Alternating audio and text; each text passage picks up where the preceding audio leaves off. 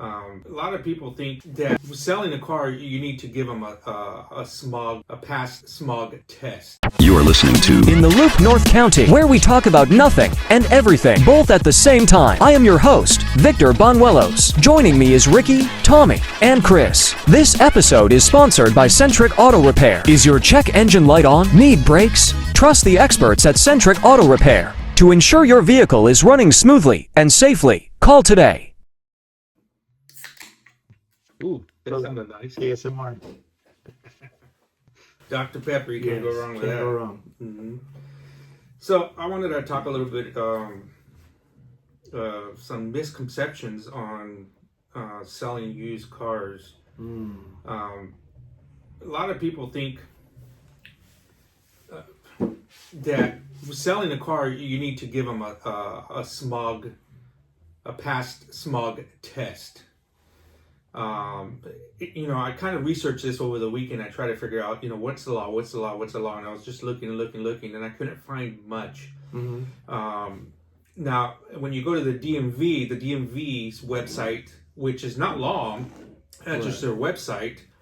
I was trying to look on the California websites for their law, but and the DMV says, you're required as a seller to give them a smog certificate. Is it a certificate, or does it have to just be able to pass smog?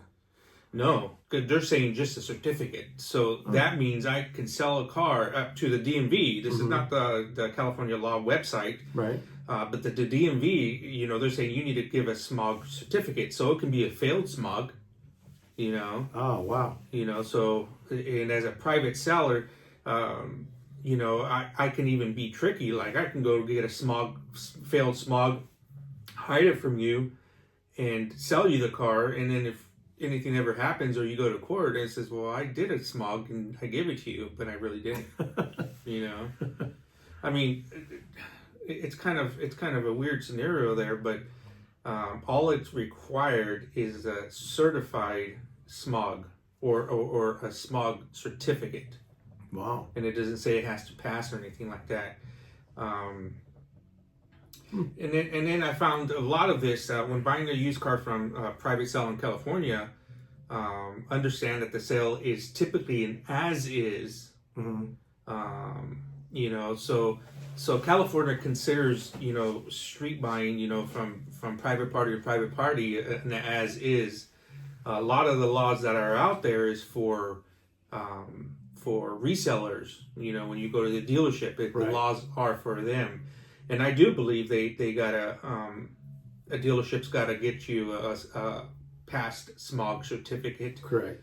But I think when I looked them up too, I also saw the words certified smog certificate. So they're not necessarily have to, but how are you going to buy a car? They're supposed to do the registration. They do all that paperwork on. Yeah. You know what I mean? So they're supposed to register it into your name.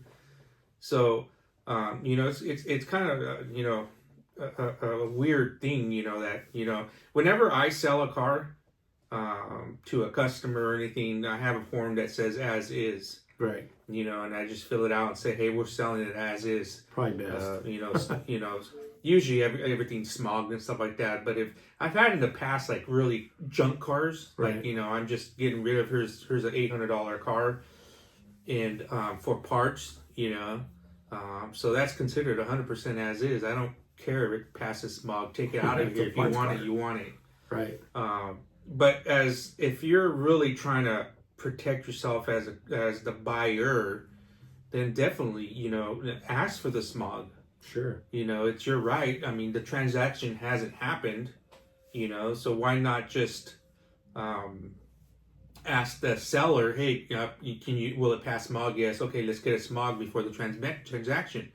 And that happens a lot too, to where a customer wants to buy a car from me, right, or an individual, and they're just like, okay, let's get it smogged. If it's past smog, I'll buy it, And if I have any issues with that, of course they're going to walk away. So if you're selling a car private owned, you just got to be a smog, whether it's passed or failed?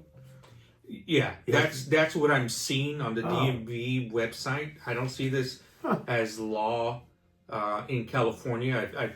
I've spent some hours looking for it, but the only thing that they're saying is you got to provide a smog certificate. Wow. And it doesn't say a past smog certificate; it just says a smog certificate. Right. Wow, that's crazy. So, there's areas where you can protect yourself. There's a lot of car flippers out there, non-registered dealers, or I think they even call them like illegal dealers that are out there that are flipping cars. Right. And they're not working like the dealerships, so they're just doing the minimal to get it back on the road, to sell it to other customers or their customers. Mm-hmm. But there's ways to protect yourself. One easy way, if you have the phone number, and just Google the phone numbers and see how many ads they have out there. If they got 20 cars with that same phone numbers, they're a reseller. Right. And they're flipping cars on the street. And that's your choice. I mean, if you want to buy one of those cars and that seller's a good seller, cool. Like, no problem. But if you want to know who this guy is, right, usually they won't have history on the car. Like if I was, like a few years ago, I sold my Scion that I purchased with 0 miles, brand new. And when I sold it, I sold it with all my maintenance records, all my Carfax records, the history, all my smog checks. I had all the paperwork versus, if you're asking an individual like, hey, what's the history on this? And they don't really have the paperwork, how long have you owned it? Where did you get this car?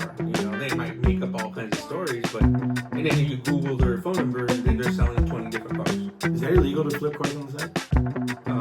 You have to have a dealer's license. Oh, really? Yeah. I think the number is like you can only sell 7 per year as an individual. So a lot of these car flippers too will buy a car from somebody, hold on to the pink slip, and won't and fix the car and then sell it, and skips them and just gives a pink slip to the next buyer. So it's hard to kind of figure out. Well, that's another thing too. Like, okay,